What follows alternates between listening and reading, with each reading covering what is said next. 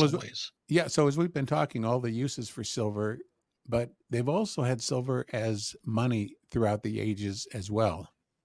I call silver the poor man's gold, where some people could buy a tube of gold coins for $40,000. You can get a tube of silver, 20 pieces, for about $700, $600 or $700. So you've got something that's smaller in divisibility and can be traded. Uh, and since it is a monetary metal in the sense that coins throughout the ages have been minted with silver, the industrial part of it is the biggest part, but it it uh, also answers all the requirements to be real money too. It's being used it's in electronics, it's a water purifier, it's used in solar panels, EVs, and all that. Even medicine. So, Charles, why is silver important? Well,